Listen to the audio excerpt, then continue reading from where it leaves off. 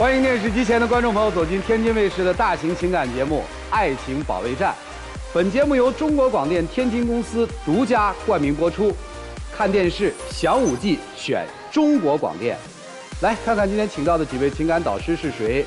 他们是情感导师于博宏老师，欢迎；情感导师周小鹏老师，欢迎；情感导师白燕怡老师，欢迎；情感导师莎娜老师，欢迎。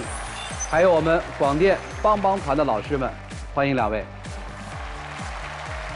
来了解一下这对嘉宾的基本情况，请看。他很自卑，总觉得配不上我。可是我觉得有钱没钱都不重要啊，主要是2个人能真心相爱。他是老板，比我有钱，我觉得经济水平不对等，感情就是无法稳定。现在我感觉我就是在吃软饭。我对他的好，他不接受，还总是瞻前顾后，想东想西。我没有把感情想得那么复杂，简简单单就好了。他总是财大气粗，无形中给我带来了压力，还擅自做主，让我没有了话语权。这段感情我真的无法再继续了。有请这对情侣，有请。男嘉宾刘先生42岁，来自天津，网约车司机；女嘉宾杨女士46岁，来自北京，个体。有请2位，有请。欢迎2位哈，谈了多久2年。说起我们俩的相识啊，还真是哎呀，甜蜜的就来了。我没问呢，我就问这啊，那您说。因为我们俩真的特别的有缘分。哎呦，深情的很。因为我呢是因为工作的原因啊，天天呢往返于北京和天津的之间。他呢当时是在天津开网约车。哦。有一次我去天津啊，需要签一份合同。正好我叫网约车，正好叫到了他。完了，我上了他的车以后呢，我们俩聊得还挺好的，可能是当时一聊得高兴。完了下了车，把我的文件和印章落他车上了。哎呦，后来我赶快给他打电话，没有想到他第一时间10几分钟就给我送过来了。我当时哎呦，真挺感动的。我想给他拿点钱表示感谢，可是他说这是我应该做的，别给我钱，我不用。我就觉得能遇到这么实在的人特别少见。多恋爱脑啊！这怎么了？就不要钱，你就觉得这人特好啊？不是人家甜蜜一下，回忆到当初一见那一个就心动的感觉，然后包掉了，人家重音不在，不收钱。您接着说啊，但是也通过那么一事儿呢，我们俩才有了微信啊。我回北京以后，我们俩没事就是微信聊天啊，视频啊。哎，这时间一长了，一来二去，我就觉得他这人就是，哎，特别稳重，特别可靠，而且给我一种特别踏实的感觉啊。而且他也是我喜欢那种类型。哎呀，就是一叫车就喜欢的类型嘛。对，这么着呢，一来二去呢，他就成了我男朋友啊。完了，我们俩现在交往了差不多。不用看着我说，也有2年多的时间。不是，人家就是想告诉你，我幸福。行，这是相识的经历啊。咱往下说，今儿来这儿干嘛？这次来是我要来的啊。刚才说了那么多甜蜜的事情，他现在对我特别冷淡。哎呀，坏了！我不知道怎么了，他现在话里话外的要跟我谈分手，弄得我现在我是吃饭也吃不下，睡觉我也睡不着。我们俩2年多的时间，我对你那么好，你为什么要跟我谈分手呢？哎，说呗。原来前几年还好，这2年他做生意做得好，现在都是女强人了啊。时间呢也是不怎么自由了，有时候打电话也不怎么联系。我感觉就是2个不是一个世界的人了。哎呀，你自卑啊！你自卑，你想溜了？不是我自卑想溜，就是我感觉不对等了。咋不对等呢？发生什么事儿？你觉得不对等啊？他现在就是想多了啊。我们俩现在聊个天，他都时间都很少，他就工作忙，工作太忙了，时间都没有了。哦。还有一个。他不尊重我了，现在他有啥事儿根本不告诉我。这都啥事儿呢？去年的时候，他公司需要一笔钱周转啊，然后没告诉我，通过他初恋男友拿的钱，还是我通过初恋男友知道这件事儿。你不找我借钱，我不是说我没有钱，我可能30万真拿不出来，但是我10万8万可以拿出来呀。不是，这关系还挺复杂。他找初恋男友借的钱，对，没找你借，对，没告诉我这是。然后初恋男友还把这事儿告诉你了，对，你怎么认识他初恋男友的？你们这关系？他们借完钱以后呢，他有一次来天津办事儿，我去接他，哎，我说这大哥谁？哎，我同事，我就开车去办事儿去，半道他去忙别的了，哎，我跟大哥在车上聊，原来是初恋。哦，后来把这个事儿大哥不知道你的身份，他不知道我身份啊，他跟我说，你看当时缺钱，我30万立马打给他了。我说30万啥时候？我都不知道。他说就去年用钱的时候。对上了。对，根本不尊重我，我没有钱，但是我有心呢，我可以找朋友借点啊，对不对？你至少跟人说一句嘛，对不对？我不是不跟他说，因为他现在呀又有房贷，又有车贷，每个月呢还要给闺女付抚养费，压力特别大。你是体谅他，所以没说。对，行。而且我现在觉得，我就跟他在一起啊，我就报喜不报忧。我觉得30万对于我来说可能不多，但是对于他来说真的是一笔不小的数字。为什么找我前男友？这个前男友我们俩有联系方式，但是这么多年我从来没主动给他打过一个电话。我那男朋友他是前一阵从我一朋友那儿知道我的微信，完了跟我打电话说，你现在是不是缺钱了？我说我现在园子呀要升级改造，我说我这边还差点钱。他说你这么着吧，说这个钱呀我给你拿，我就算入股吧。他也挺看好我这个儿童乐园的。我说可以啊，因为我觉得这一举两得的事情，我的资金也解决了，完了呢又多了一合伙人，我觉得特别好的一件事情。但是他呢有时候小心眼儿，这事儿好像不是特别好吧？这前男友不是借机就又回到了身边了吗？对，我就是这样想的。而且前男友身材啊比我还好，比我还壮，而且穿金戴银的。我说，比如说30万，他说300万都没问题。哎呀，我心里不是压力大哈。对，人家可是门当户对呀，而且还是初恋。现在我成了，不能说第三者吧，我感觉我就，哎呀，我在他位置感觉是已经理解啊，考虑不周吧？借钱可以，怎么把人也借回来，还做了股东了？我觉得呀，他就是太不自信了。我没法自信，那边说拿300万就拿300万，我30万没有那么多。人家说要30万，300万也拿得出来呀。他现在就太不自信了。行，因为你说这么多年过去了，我跟他怎么还会有什么感情牵扯？我相信你跟前男友没有什么感情，但是对于你的现男友来说，这件事情确实是有阴影的，是这个意思啊。我们没说你跟那个前男友还有。他现在就是不关心我了。你现在还在天津开车？还在天津开车。你的公司在北京？对，是这样的。前一阵子我也是觉得一直在异地，对我们俩的感情呢可能也不太好。我前一阵子我说让他来北京，到我这园子来上班。最起码呢，他在我身边，我们俩能天天在一起，不也挺好的一事儿吗？结果在我这儿干了不到1个月的时间，扭头拍拍屁股走人了。为啥？什么也没说呀，扭头就走了。我不打电话他也不接。也就干20来天，要干1个月我就抑郁了。为啥？我去北京了，天天小刘开拿去拿的，小刘去拿的，我就是司机兼保姆，这没问题啊，咱本行开车的。但是晚上一般老板聚会的时候，有一次聚会8个人。7个男的，就他1个女的我说我想替我女朋友当酒，呵，人说小刘去旁边那桌，他不喝酒开车，我还上不了正桌不是这个就是暗中保护了，你知道吗？这个就得在边桌看着了，这才能保护好老板。关键还有喝完酒还有 K 歌去，一 K 到2点。我觉得他这就是无理取闹。你说现在我们在外面做生意，跟客户应酬，那不是很正常吗？为什么说唱歌啊？有时候我不带着他去。我说让他穿正装去，他有时候穿大背心穿一短裤就去了。我说这都是客户，我说你穿的稍微正统一点。说我就这样，你要觉得我不配你，我就不去呗。这个就比较难拿捏了啊。而且有时候既是男友又是司机，到底哪个身份怎么切，不太好切换。而且有一次我喝多了，我就给他打电话，我说我想你了，我说我喝多了，结果你猜他怎么着？扭头啪把电话给我挂了，就不理我了。关键是你说1礼拜7天3天这样，谁受得了？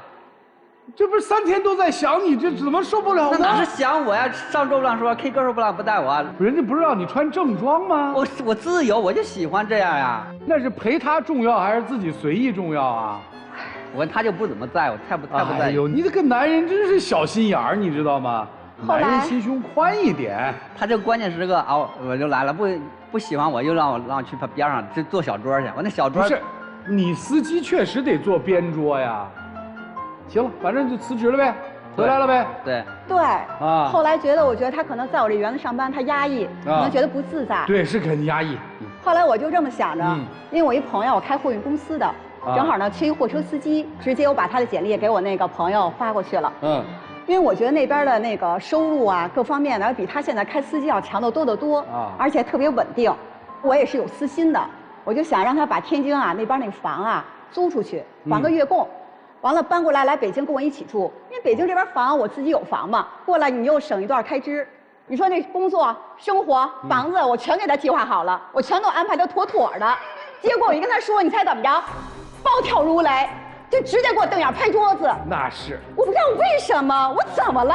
我现在被他控制了，我就是他一个提线木偶，你上哪上哪，这我是一个男人呐，我要有自我呀。对呀，准备好了房子，对，准备好了工作，笼中鸟是吧？去了吗？没有。哎，伤心了，你看。我就觉得我所有的事情我都给他安排好了呀。啊，对。你为什么不同意呢？其实我的想法很简单，开完车也挺好，对吧？对，时间也自由，对不对？我小日子过挺。我说你有段时间来天津住段时间，然后我去北京住段时间，非得把我弄他身边去。我不喜欢被人操控。对，我理解那种就是，我要我自己的那个尊严。对，我要自己的尊严。我不能因为这个我完全失去我自己。对，跟他交往有压力吧？压力太大了。他现在呀还特别的小心眼儿。我是现在呀，因为我的岁数比较大，我今年呢快47了。不是才46吗？对，46也快47了。我比他大4岁。那不是个事儿啊。但是对于女人来说，觉得大4岁，她真的不一样，她就是感觉就。不是您都下嘴吃了这口草了，您现在这么说呀，有点不厚道吧？所以后来我说我想去健身嘛，为了更年轻嘛。对。我确实想跟他走在一起更般配嘛。啊。结果呢，我跟他说我去办张健身卡，我去健身房健身，又跟我急眼了。这为啥？哎呀，你可别说提健身，我们俩约会时间没有打电话。哎，去健身房。有一次我买完票了，我说咱去看演唱会。哎，不行，我约好了去健身。又一次我去北京，我说我北京找你行吗？哎，不行，等会儿别甭来，我约好了去健身去，你改天来。我说这健身这是干啥呀？这是我正常的交往时间都没有。健身不就是为了跟他在一起般配吗？现在我的出发点是好的呀。不是，他都来了，你应该见他而不是健身呢。你后来我才知道什么呀？啊，花18000办了一张健身卡啊，1对1的私教，28的小伙，1对1私教，又吃醋了。不是这，你这个能吗？你说健身房，你这个醋缸啊，不是，我也可以健身，我也可以帮他健身，为什么找？那你健身不得找专业的健身教练吗？那女教练也可以啊。女教练，你现在去健身房你看一看，全是那金牌教练都是男的，哪有女的呀？哎，等会儿，我教练就是女的，金牌的。少，我那个健身房。那你换个健身房吧，我们健身房4、5个呢，要不我介绍给你？可是我身边姐们都去那个健身房健身。他就得找那28的。哎，行，我40多了啊，行，这就难免人生疑了。你到底是健身去了还是见人去了？是这意思吧？对，我感觉他现在就是有钱了，哎，有钱就烧的，钱嘚瑟。哎，你别这么说人，真的。我俩现在的消费观念都不平等了。咋不平等？你看我俩交往2年嘛，逢节假日都给我买一堆东西，5、6千的皮带，1色1个，1条裤子1条皮带，表2、3万的表，哎呀，一买好几万的东西啊。我说没有必要，我不喜欢这样，我就喜欢轻松自由。他非得你出去，你怎么也得有点身份呢？我说不喜欢那样，而且你们给我买这么多东西，我回馈点啥？我1月跑完车挣1万来块钱，跑去放在车贷给孩子剩几千块钱，我很有压力，省2个月买了5、6千的包给他了。他说：“哎呀，这是不是名牌啊？这是阿尔法又不，我这是我的心血给你了。你想我要再给他，我不可能。”哎呀，我感觉消费观念都还你都还不起。对，真的，我这烫手的山芋啊，真的不可理喻。你说这钱谁都不是大风刮来的，我为什么喜欢给你买那么贵的东西？因为我就想给你买最好的，因为我爱你，我心里有你。你说实话啊，我对自己我从来没有这样，但是我对你，因为我心里有你，我爱你，你要什么我都给你买，你不要我也给你买。那几万块钱东西怎么了？那我不是有吗？我就想给你。哎呀，我喜欢平常普通一点的，过正常的生活，不要再贵重的东西。但是我觉得老爷们在外边你就得有面啊，对不对？而且特别是跟我在一起，有人说了啊，你跟那他在一起怎么着还没有以前强呢？我就怕他丢面啊。不是，你是怕他丢面还是怕您丢面？都有吧。开一网约车，你要让我天天坐在驾驶室里10几个小时系一个5、6千的皮带，我真是觉得有点舍不得。那裤子。好几万，我更舍不得穿了，是吧？对，就是我感觉他现在，因为这2年生意做得好了，飘了。对，这你不喜欢是吧？我受不了了。就上次我爸妈然后从老家来，带我闺女来，想给我住点日子吧。在天津我这宾馆订好了，人从北京来，不，咱去北京首都，直接5星大套房订一套，吃西餐，然后呱玩4、5天。哎，老头老太太回家了，说，哎呀，北京确实好，住的也宽敞也大，吃的也挺好的，但是吃不饱，西餐吃不惯。我说老太太，咱就家里温馨一点，她非得要什么都要最好，什么都要品牌。他那意思就是想表现一下嘛，是这意思吧？今天呀，我不来这儿，我都不知道，我之前带着他父母去吃这西餐，我还吃出毛病来了。你说？没毛病，不习惯。说实话啊，为什么这么做？我想在他父母面前呀，我有一个好的印象，因为我呀比他大，他父母啊就特别不喜欢我。哦。因为他母亲希望找一个比他岁数小的，再给生一孙子。啊。可是我呢，不是这没事。可是我在上一次特别失败的一次婚姻当中，完了因为流产，完了导致了我终身不育，就再也不能有自己的孩子了。所以我就想用钱来弥补的，我就想让。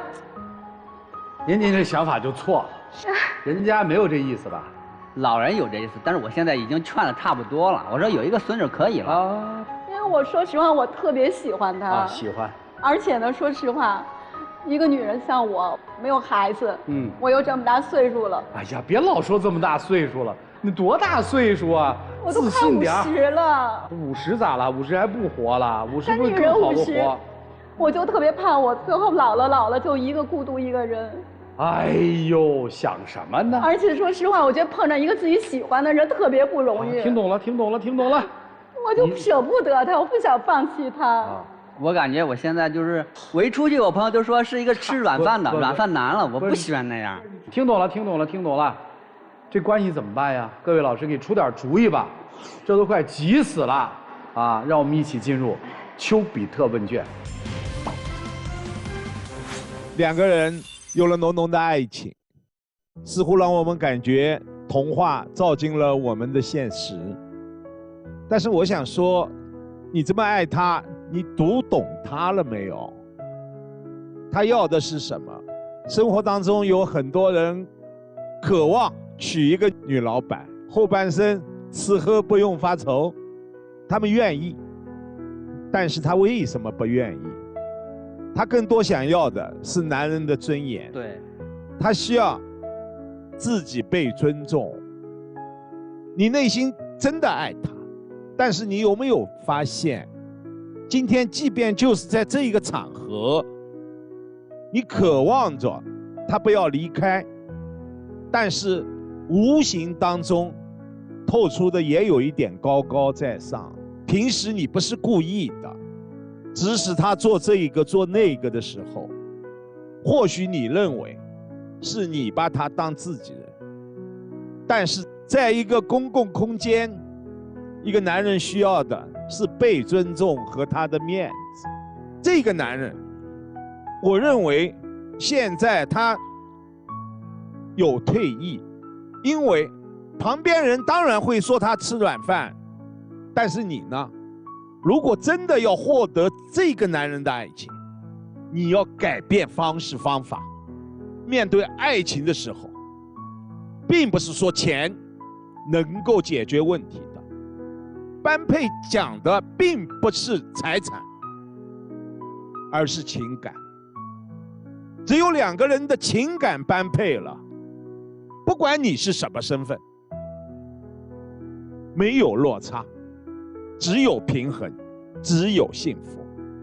所以我想，可能更多的是你要做出改变。谢谢。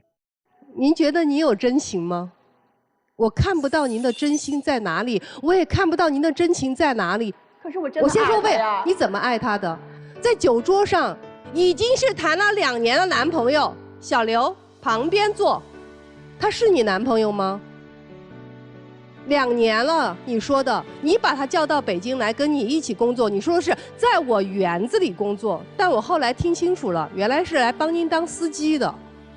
请问他是您男朋友的身份吗？是吧？为什么不大大方方介绍，这是我男朋友？你不是真情吗？你不是真爱吗？您没有大大方方介绍。到天津来了，您跟您前男友，也就是初恋男友在一起，居然您的初恋男友不知道他是你男朋友，他也就是个司机，身份至始至终没变过，从头到尾就是司机。对不起，我说话比较狠，因为我听不下去，我受不了他那个跟我，我好喜欢他呀。我觉得你可以表达，每个人表达方式都可以有不同。但是在桌子上，在真正的台面上能够展示出来，才是人的真心的。一个爱情是可以大方的秀给别人看到的。如果你真的觉得他是你男朋友，你就是想跟这个男人结婚，老板怎么了？老板也是有真情的。桌子上你的客户就没有真情吗？大大方方介绍很正常。他如果穿得不好，那好，穿得不好就穿得不好。但是大方介绍那是另外一回事儿。所以我觉得您没有真情，您只是需要在寂寞的时间打发孤独寂寞的时光，找了一个陪聊。所以你什么时候来，我叫你来你就来，我叫你走你就走。我今天要健身了，你就甭跟我来。不是这样的，我只说我看到的，我只说我看到的。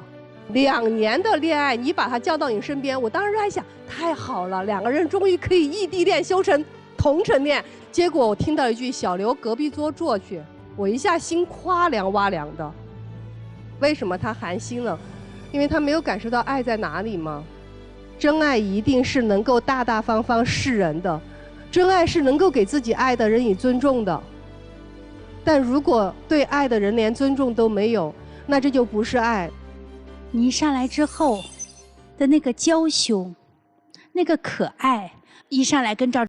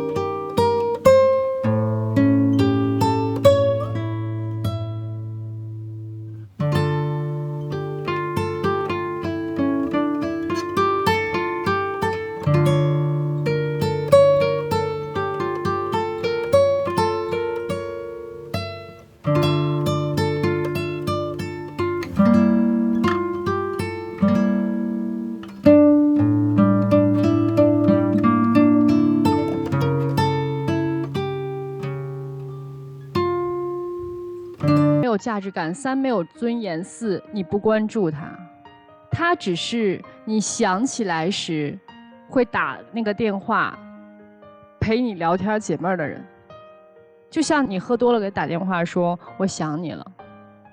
你健身的时候怎么不想的？你跟客户吃饭的时候怎么不想的？你唱 KTV 的时候怎么不想的？所以我不否认你喜欢他，但是你喜欢的事情太多了，他只是你喜欢的其中之一。所以他在你这儿要什么都得不到什么的时候，但是他还没走，他要表现出我要走，你快拽住我。现在就是这样一个状态。其实女士，您有一个很大的问题，就是自负心。你觉得我对你倾其所有的好，这就是我爱你的表现呀。但是你到底是爱其所是，还是爱我所愿？你要想一想。就是很简单的一个例子，我喜欢吃苹果，你非要给我梨。他穿个大裤衩怎么就不能见客户了？但也分场合呀。你说他穿一短裤穿一 T 恤直接就过去了，那显得对客户的不尊重。如果你们是在请客户吃饭的话，说是一个很正常的商务的一个局的话，为什么会把男朋友叫到现场呢？因为他老觉得我不叫他呀。所以如果这是一个这么重要的商务局，你叫你的男朋友到现场是干嘛的呢？我就想着我喝酒喝多了，所以呢，他开车能给我送回去。所以这就是你矛盾的地方。所以你所谓的那种的爱，你知道在所有的细节当中，他感觉不到。你现在就完全一种什么状态？我不管，我就是喜欢。你得看人家愿不愿意跟你在一起呀，对吧？如果他要真的说想走的话，你就让他走吧。确实你也没把他当男朋友，你也没有你说的那么爱他，只不过因为要离开一个人，你之前受的伤，你内心的这个阴影，对离开的这个词的恐惧和害怕，让你觉得你有多么的爱他，你只是害怕离开，而不是爱他。谢谢珊娜老师。来，帮帮团老师们。作为广电帮帮团，我想说，为什么女人都要喜欢那个不太喜欢自己的那个人呢？您觉得您可以征服您的生意场，但他是一个人。您觉得我可以征服生意，然后我可以把生意搞得这么好，为什么我征服不了他？是，中间这征服欲也有。我能理解，作为一个女人在外面打拼很辛苦，然后您希望您找一个男人，他可以理解你。但是，他是一个人，他不是生意。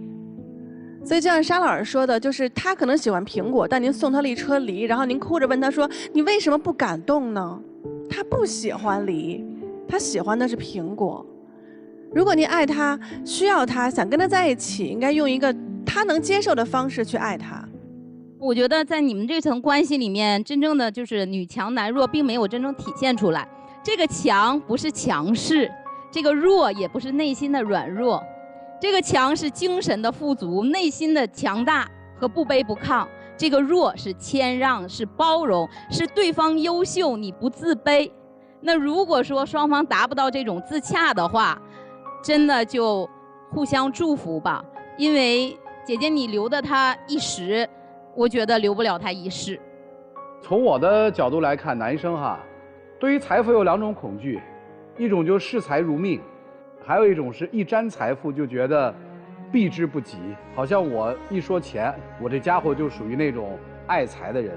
你是属于后者，对财富是恐惧的。其实你要平等的对待财富，就是有我当然开心，对吧？没有就没有，这大概是一个正常的态度。爱是什么？我觉得它的底层逻辑是彼此尊重对方的习惯，接纳对方别人认为不够好、不完美，甚至是缺点的东西。你有真的接纳过这个男人吗？你就不用说，你完全没有接纳他。俩人我觉得都不足够爱对方。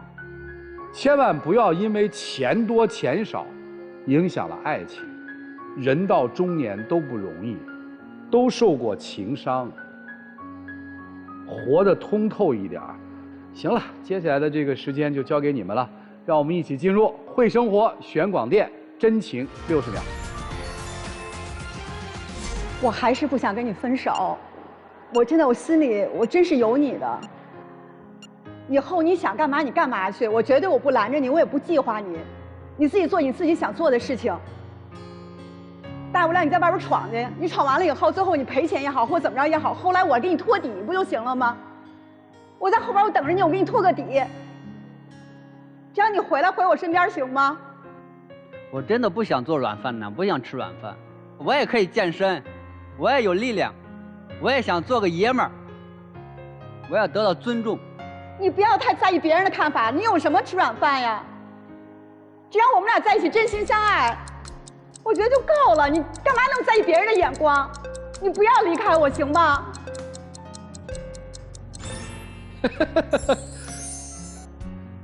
就还是个小男孩儿，您还是改不了啊？您不是老板谈生意的，我给你托底啊，这单就这么定了，说好了不带反悔的。真的爱情是，我心里有你，我确实离不开你，我爱着你，就够了吧？最后问一个问题，你爱过他吗？有一点儿。你爱过他吗？我之前特别爱，但是刚刚我听他说有一点儿。行了，谢谢两位，请回吧。这不就真相吗？电视机前的观众朋友，欢迎登录优酷视频、腾讯视频收看节目的完整内容，是不是挺感慨的？原来并不是因为钱，其实按理说财富在好的情感面前是个加分项，它怎么会变成了减分项了呢？没有那么爱嘛。爱的平等很重要，真心爱不爱更重要。所以今天在这个现场试一块试金石，都试出来了，所以双不出。我觉得女孩子可能会出来吧。来看他们自己的选择是怎样的，请开门。中国开门。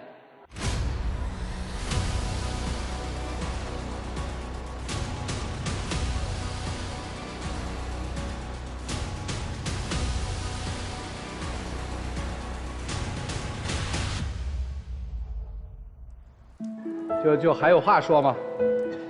其实我上来，我还想为自己再争取一次机会，因为2年多的时间，我不想这么放弃。我觉得他是喜欢我的，我觉得还是有机会，但是我没有想到他真的没出来。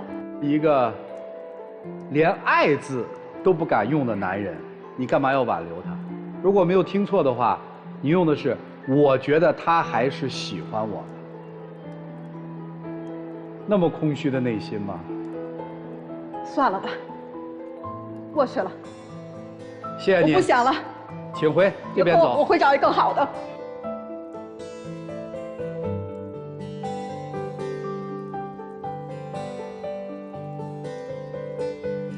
其实你说爱情跟财富多少有关系吗？没有，至少这段故事告诉我们，钱多了，情还没了呢。来了解下一对嘉宾的基本情况，各位请看。他就是一个极度缺爱的粘人精，时时刻刻都要我陪着，我想有我自己的空间，但他一直黏着我，这样的关系让我很窒息。他一点女人味儿都没有，还总嫌弃我不够男人，他的话让我很受伤。他太幼稚了，还总吃我闺蜜的醋，他总像个小孩一样求关注，跟他在一起让我很累。他对婚姻大事一点都不上心，总觉得我在逼他。我感觉他一开始就没相中我。有请这对情侣，有请。男嘉宾小浩28岁，来自天津装修公司职员；女嘉宾小吴32岁，来自吉林自由职业。有请两位，有请。哇，这姑娘好酷哎！认识多久？认识1年了，处了1年了。啊？就是连认识带谈是1年是吧？对。我们这真老了，我们老觉得得认识一段时间才能谈。等于连认识带谈就1年是吧？对，认识2个月之后，然后我俩处的。本来是在微信那个群里嘛，然后觉得聊得还行，完加了个好友，吃了个饭，看了个电影，完跟他说在一块儿呗，完了说行。行，挺好挺好。今天为什么来？主要是我们俩最近总吵架。然后呢，我觉得他有点像一个没长大的小孩似的，就不是一个独立成事的成年人。但是呢，他又觉得我们俩吵架就很多原因都在我。今天就想听大家评评理吧。哦，好，那就说吧。比如说去年年底，他当时在一家装修公司上班，然后那个公司呢经营不景气，2个月没给他发工资了，他就想去公司讨薪，然后提辞职。然后他就特别想让我陪他一起去，但我想我又不是律师，我也不怎么懂法。他总觉得他去那儿没有用，他跟我说不是律师，好像解决不了问题。但是那个时候我需要他跟我一块儿去，就是不需要你做什么，你跟我一块儿去就行。完了他总是说工作啥的，他现在是陪诊师嘛，然后就可能那天有个单子。我当时陪诊师，我第2天是工作日，我已经接了单子了，我就说让他把单子给他同事呗，完了正好那天跟我去就不行。我说是不是工作比我重要？完他就不说话了，说我不尊重他。我说那行，那说咱俩不谈感情，咱俩唠工作，我给你400下个单，你陪我去呗。完他也不行，我就觉得他就特别不尊重我的工作。我陪诊师，我是帮助每一个就医困难的家庭去，但是他觉得这个每一单都是可以抛弃的，没有意义。没让你抛弃，那你陪我去，你不也帮助我吗？我下单不一样吗？咱就说了，人家陪的是看病，不是陪讨薪的，知道吗？我也需要他陪我去，你病了是吧？那我没发工资，我难受啊！什么教啊？不只是去陪他讨薪，然后陪他体检，就是剪头、照证件照，很多事情他都需要我陪他一起去。那又不是天天剪头，天天照证件照，那不1个月不就那么1、2回吗？你咋就没有时间呢？行，这事儿咱们给你记着啊。还有啥事儿要评理？然后就他有一阵儿就想跟我合住。我刚开始是不同意，但是他就一而再再而三的软磨硬泡吧，我后来就同意了。然后跟他住了一阵儿之后呢，当时我闺蜜，我最好的朋友，她就压力太大，她确诊有点轻微抑郁症。然后我就怕她一个人在家里在想不开啊，或者是怎么样，我很担心她，我就想搬过去陪她一起住，然后看看帮她能不能积极的治疗。我跟她说这个事儿呢。他老大的不乐意了，强烈反对。他那去了根本就没有用一样，人家她那闺蜜抑郁是咋的？是家里催婚，催着生孩子。我说你干陪诊师的，你又不是心理医生，你去那儿干啥？你又解决不了人生孩子问题。我说你还不如来陪我呢。就他这个歪理就是一套一套的。就是他要去陪闺蜜住。对呀，那我觉得空落落的。对呀，我俩搁那一会儿合租，完了他走了，我咋整啊？给我扔那儿了，那我心里还失眠了呢。你陪陪我来呗。我觉得他把这个事儿太当儿戏了吧。哎呀，行，反正就是求陪伴、求关怀，还有吗？没说完呢。这个还没完。他后来做了个什么事儿呢？他为了让我就尽快回到他身边，他开始给我闺蜜介绍的男朋友，就是想相亲。我不是说一开始给她闺蜜介绍，完了后来她不就不回来吗？我就问她你到底回不回来？她就说朋友是一辈子的，但是那个对象不可能是一辈子。完了她就说她要回来的话就是重色轻友。我寻思她那么厉害，我就换个招呗，我就把你闺蜜给解决了呗，介绍个对象。完了挑了几个都挺好的，挺帅小伙。完了她不行，她不乐意了。她是介绍了她身边长得比较好看的房产中介、健身教练、理发师，但是他都不怎么认识，人品他根本没法保证是个什么人。那你也不能保证人品不行啊。那不你介绍给你闺蜜吗？那跟你有啥关系？你就看我们俩现在这个状态，我愿意让我闺蜜进入到一段她觉得就是很陌生。那你怎么知道你闺蜜的对象非得跟咱俩吵架呢？你能不能不管你闺蜜，你管管我行不？我就跟她说不通这个事儿，就是哎，这是说不通。还有旁的事儿吗？然后我后来就没有回去住嘛，也不光是因为闺蜜的事儿，我也觉得我跟她有点住不到一起去。就比如说她喜欢做菜。但我呢就喜欢预制菜，或者说冷冻食品，就特别快的。我不希望在做饭这件事上花特别多的时间，但他就觉得我这样不对。主要是为了让他学会做菜，是为了啥？让他有女人味儿。主要是他现在在家里就是所有的事儿，比如说苹果吧，人家直接拿手掰开了，我的天哪，那家伙那水桶直接往里插，还有那个衣柜啥的，买完之后本来是2个人能组装，人家自己安上了。完回来跟我显摆，告诉我多厉害多厉害咋的？哎，你挺棒的。因为我本来就是一个很属于女友力爆棚。完我需要他是他在家里是依赖我，需要我的。你2个人过日子过成你自己过的有啥劲呢？他就是希望我无时无刻的都陪着他。比如说我们晚上一起吃完饭聊会儿天，我可能陪他看一会儿短视频之类的。我想做我自己的事儿，比如我喜欢玩魔方，我当时晚上能玩好几个小时的魔方。他就不乐意了，他玩魔方就睡觉了，玩之前跟我说玩会儿之后完了咱俩看个剧，玩完之后就睡觉，没陪我看剧。我寻思就别搁家里待着呗，出去溜达溜达。正好那阵我也胖了，完他可能也胖，我俩就去健身房减肥去。我说骑个单车跑步挺好，人家不得，他拉我报那个自由搏击去了。整个那健身房20多个人，就一个女的搁那咔咔练，人教练都说让你媳妇赶紧走吧。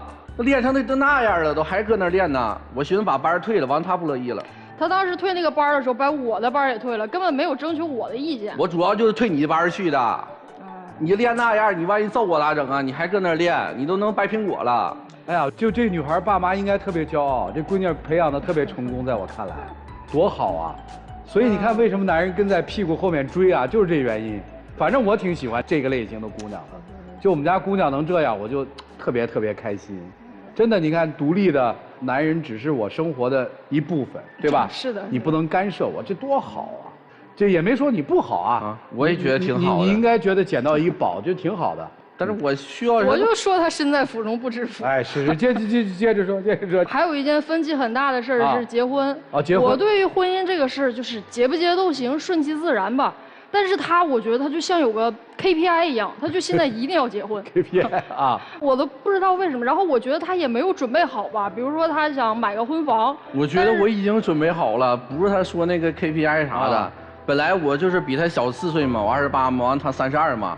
我俩现在处了也1年了，因为上一段感情的时候，然后处了3年，就是卡在婚房那个时候，我就寻思提前跟他商量呗，因为我家里条件一般，也靠不了父母，我现在就是差不多攒了15万嘛，他妈的话就是单亲嘛，然后他妈给他弟留了点钱，说是结婚，但是他弟现在就刚毕业还没对象呢，我就寻思就是打个欠条，先借20万呗，我俩把婚房买了，完后写我俩名字，完他就觉得麻烦，我就觉得借钱这事儿还借的是我妈妈当时留给我弟弟的钱，就特麻烦。你这房子又不会跑，你等几年不行吗？我等哪几年呢？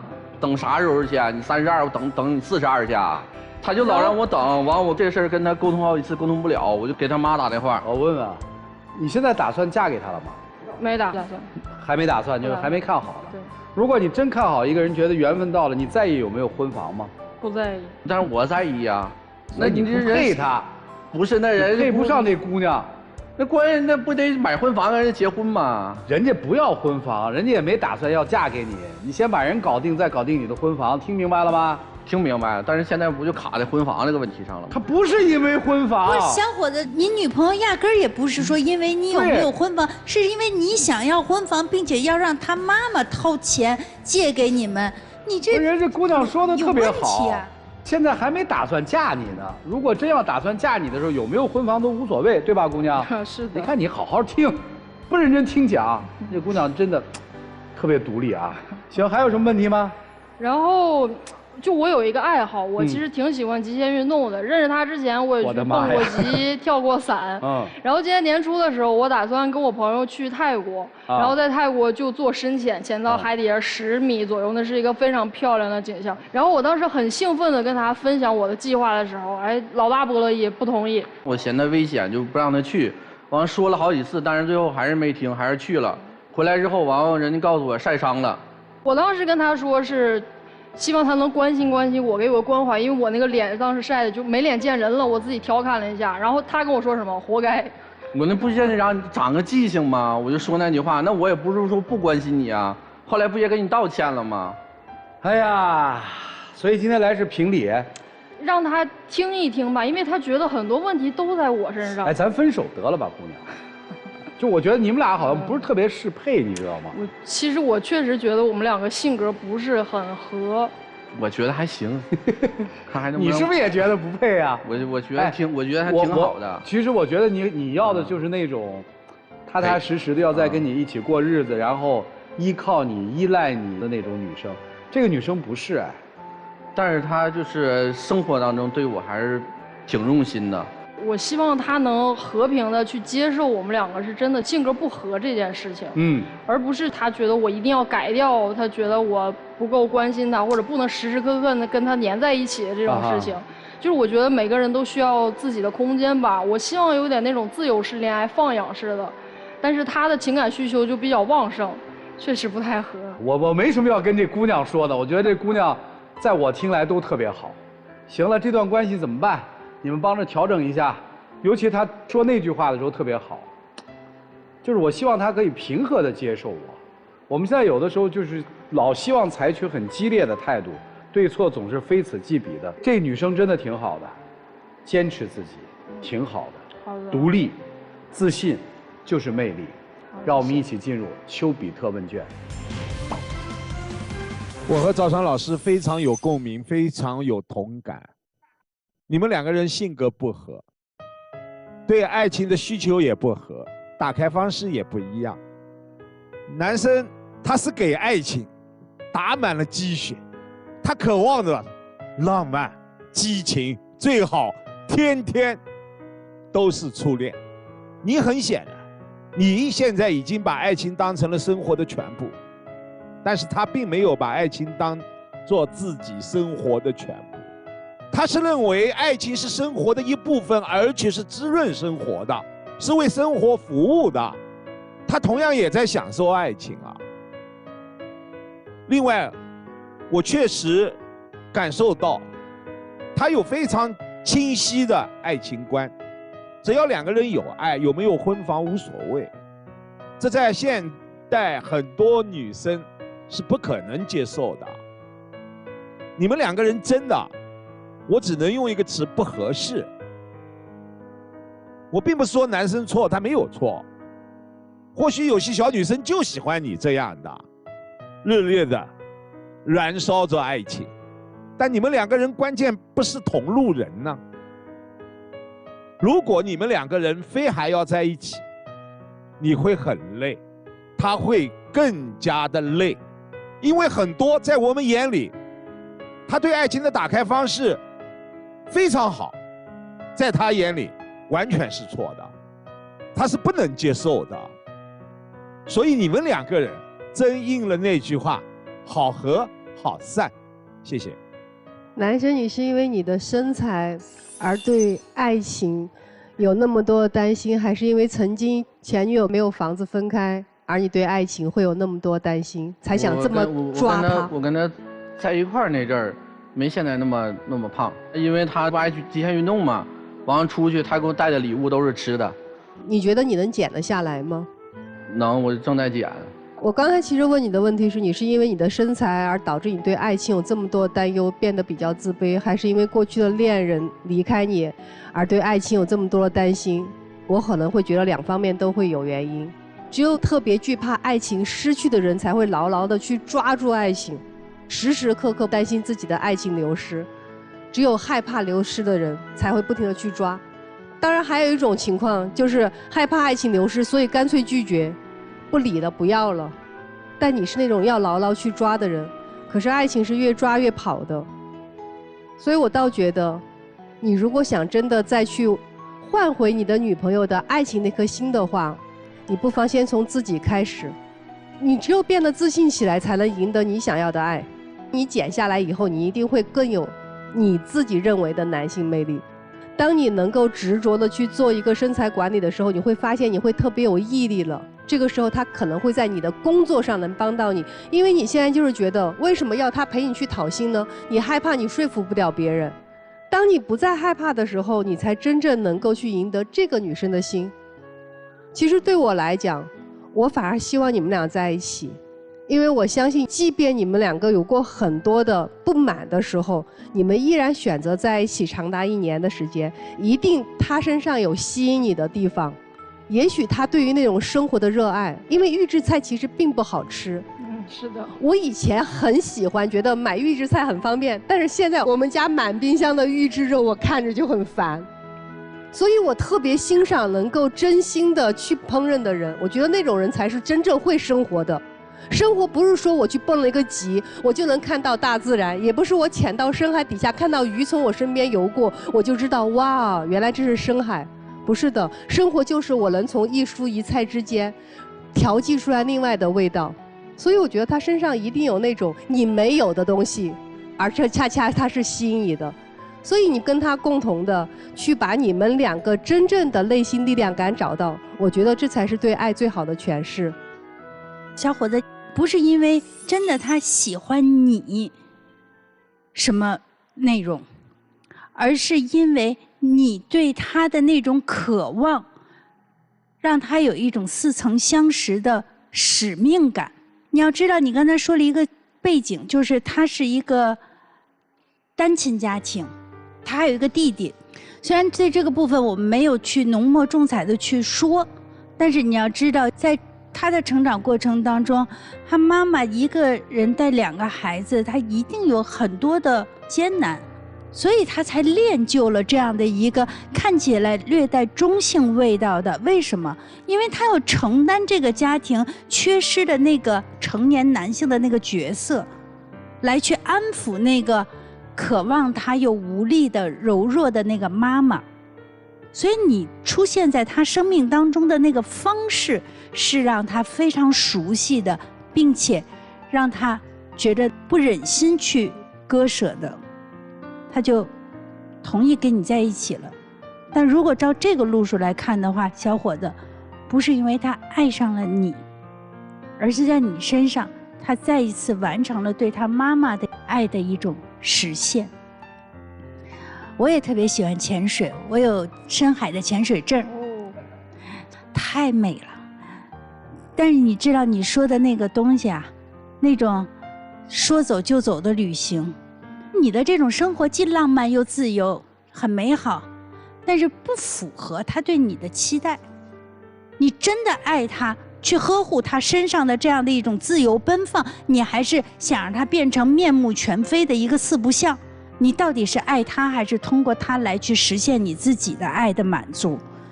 所以对于这个女孩来说，我也特别想跟你说，如果你不能够成为她想要的那个带有女人味儿的、喜欢烟火气息的，那就也很果断。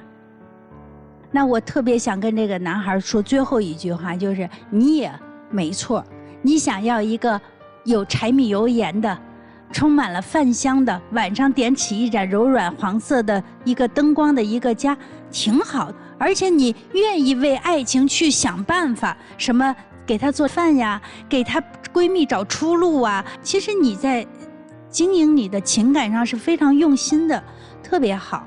用错地儿了，你要想吃到梨子，你至少先要找一片种着梨子的一个果园，而不是跑进种满了枣的那个果园。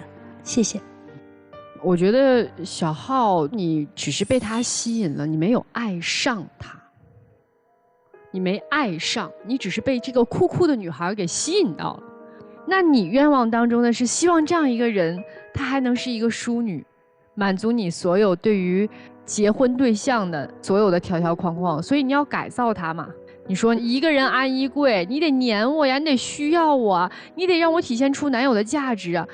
就特别奇怪，你为什么需要让他去体现你男友的价值？你不是应该自己有所体现吗？而你的价值只能体现在组装衣柜上吗？所以我觉得你唯一要切记的一点是，我如果爱上了这个女生，我绝不会要改造她。你现在是要把她大改造，因为你口中口口声声说人家那些淑女，那你就去找个淑女。其实对小吴来说，他的人生太丰富多彩了，爱情这件事儿在他的人生当中可能排序排在很后面，就是他觉得我有太多的人生的梦想，或者说我有太多的事情要做了，这些事情我都可以一个人完成，或者跟和我有相同兴趣爱好的人一同去完成。而谈恋爱这件事儿可有可无，这就是他给你的感觉。你为什么老要黏着他黏着他？因为你确实对他可有可无。他能专注在魔方上几个小时，专注你身上有几分钟啊？他能去潜水，说走就走了，他能跟你怎么着呢？就他的兴趣爱好太广泛了。我觉得也正是因为他这样，你才被他吸引嘛。但是你绝不能改造他，这就是我想跟你说的。谢谢张娜老师。来，帮帮团的老师。作为广电帮帮团，我又想到了一句歌词儿哈，就是我们都没错，只是不适合。所以我想跟男孩说，希望你在这个舞台上就能真的懂得，其实你们不适合。你为什么一定要改造他呢？然后去磨平他的这些光芒。他是一个自由的灵魂，他在不断的拓展这个生命的长度跟深度。但是你想要的是柴米油盐，就是小鸟依人，需要你。你想要的是常规的一个恋爱的打开模式，但它本身它就不属于这个套路里的。所以我觉得，就是还是那句话，你们都没错，就是不适合你把它放生吧。女孩，你让我看到了女生不只有柔情，更有独特的酷。酷女孩，她的外表比冰还冷，但是她的内心藏着火焰一般的柔情，她的存在就是一道独特的风景线。那我觉得你向往的是诗和远方，而她更喜欢人间烟火。所以说，咱们将酷进行到底。我喜欢的那部分就是什么呢？自己一个人装柜子，就特别棒，动手能力很强，不依赖不依附，掰苹果也没毛病，我觉得都没毛病。我们所有人喜欢你，我相信我们喜欢有一个共同点吧，就是在你的身上表现出了一个现代女性该有的我对爱情和生活的一种态度。这个态度叫做我为我自己的选择来做主，我不因为你的喜好而去修改自己，但是我愿意跟你共同探讨我们彼此能接受的一种中间方式。换而言之，就是说你能不能包容这种生活？这个我觉得对传统男性来说特别难。男生不去要求别人改变，好吗？让我们一起进入会生活选广电真情60秒。其实我感觉咱俩在一块儿这1年时间里，你真的对我挺好的，在一些小事上，还是说生活上，你对我都特别用心。但是，我真的希望你能多陪我一些。我不知道今天各位老师们说的话你听进去了多少，我不知道你之后想不想做改变，或者想做什么样的改变。我希望你能遇到跟你性格比较相合的那个灵魂。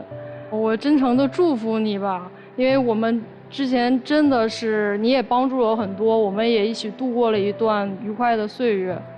如果之后你有什么需要我帮助的地方，都可以随时来找我。哎呀，你也没做错什么，这段爱情没有什么，只是我觉得，哎，你真是你孺子不可教，你知道吗？孺子可教，下一回您深潜的时候能不能带我去啊？哎呀，你个笨蛋孩子，简直气死我了！谢谢两位，请回吧。电视机前的观众朋友，我们栏目唯一官方报名热线是0223606301，情感困惑的观众可以来电报名，不收取任何的费用，小心被骗。哎呀，我就挺希望这姑娘找一个那种男生的哈，但是他们两个确实不合适，很显然男出女不出。其实也挺遗憾，我是觉得这个男孩真捡了一个小宝。其实我特别能理解赵传老师，你说他捡了个宝，但是这男孩自己也是个宝，他也没错，他也是个宝藏男孩。对，我觉得他也不需要为了去迎合，让他自己变得面目全非，那他也会很痛苦。就是他们俩其实都值得更适配他们的好人。哎，对，就是，所以别为难自己。是，看他们自己的选择吧。请开门。中国，请开门。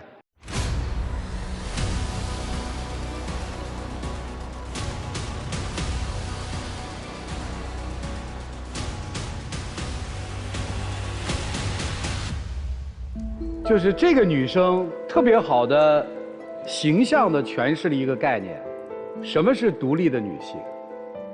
不是说您跟老公吵架的时候自己宾馆里面开一间房，那就叫独立女性了，不是，这是精神上的独立。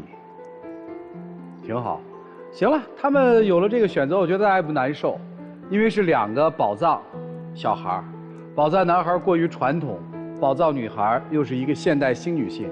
所以他们走不到一起，大家没有遗憾，只有祝福，祝愿他们找到他们爱的、他们喜欢的那一个，并幸福的生活着。本节目由中国广电天津公司独家冠名播出，看电视享5季选中国广电。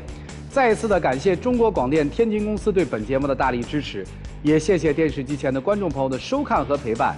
我们下期节目再见，谢谢大家。